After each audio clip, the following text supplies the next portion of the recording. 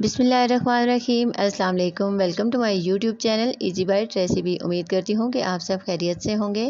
आज हम बना रहे हैं तवा नान। बहुत ही मज़ेदार रेसिपी है जो कि बहुत इजी तरीके से बनती है, बग़ैर तंदूर के, बग़ैर अवन के। तो चलिए वीडियो को स्टार्ट कर लेते हैं। अगर आप मेरे चैनल पर नए हैं तो वीडियो को लाइक कर दें, शेयर कर दें और मेरे चैनल को सब्सक्राइब कर दें।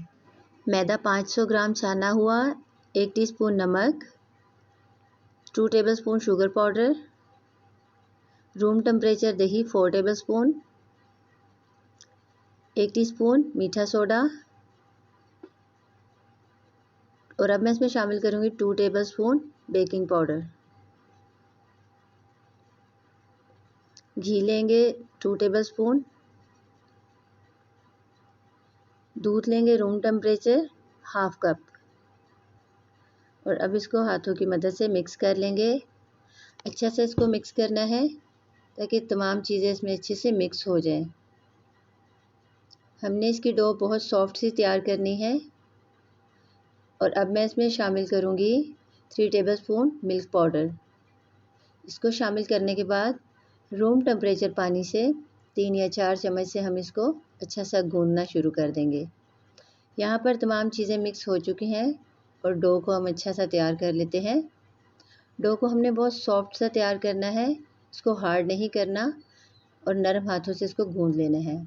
अब यहाँ पर इसको अच्छा सा इस तरह से मलेंगे ताकि डो हमारी अच्छी सी तैयार हो जाए और इसमें से जितनी भी एयर है वो निकल जाए। तो इस तरह से डो को तैयार करेंगे और अब हम इस पर घी लगाएंगे। घी लगाकर इस पर अच्छी तरह से हाथ से फैलाकर इसके ऊपर अब हम कपड़ा डाल के रख देंगे। इसको 1 घंटे के लिए अब हम रख देंगे ताकि अच्छी सी राइज़ हो जाए। और अगर आपके पास टाइम ज़्यादा हो तो आप इसे 3 घंटे के लिए भी रख सकते हैं। तो माशाल्लाह यहाँ पर डो हमारी तैयार हो चुकी है।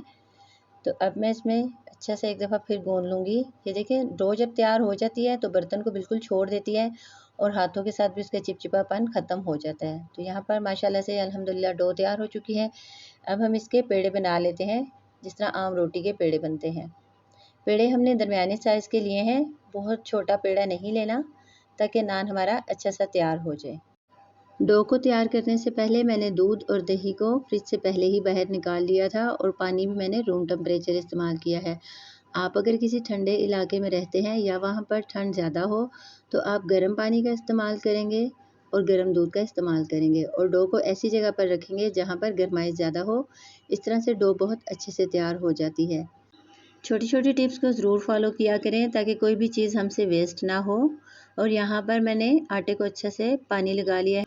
बिस्मिल्लाहिर्रहमानिर्रहीम। फ्लेम को मैंने यहाँ पर हाई किया हुआ है ताकि नान हमारा अच्छे से तैयार हो। उंगलियों की मदद से इसको पंच करेंगे ताकि नान हमारा उस साइड से अच्छा सा तैयार हो जाए। तो अभी आप देख सकते हैं कि मैं इसको चिमटे की मदद से हिला रही हूँ लेकिन नान हमारा अच्छा से इसके साथ चिपक गया है। तो अब हम तवे को उठा लेंगे इस तरह से और इस तरह से हम इसको पकाएंगे नान को दूसरी साइड से। ये आप देख सकते हैं इस तरह नान बहुत अच्छा पक कर तैयार होता है।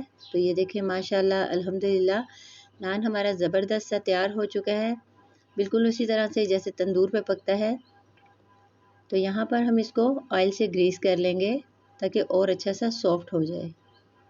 तो देखें जी कितना ज़बरदस्त सा हमने नान तैयार किया है। ये देख सकते हैं आप, इसकी दोनों साइडें बहुत अच्छे से पक कर तैयार हो चुका है। तो ये देखें कितना नरम है, कितना सॉफ्ट है, कितना स्मूथ है, बिल्कुल भी सख्त और अकड़ा हुआ नहीं है। तो घर में हम तैयार कर सकते हैं हर एक चीज़ को। मेहनत के साथ, थोड़ी सी मेहनत चाहिए होती है। मज़ेदार गर्मा गर्म नान हमने तैयार किए हैं। उम्मीद करती हूँ कि आपको मेरी वीडियो पसंद आई होगी। अपना बहुत ख्याल रखिएगा, दुआओं में याद रखिएगा। मिलते हैं इंशाल्लाह नेक्स्ट वीडियो में। अल्लाह हाफिज़।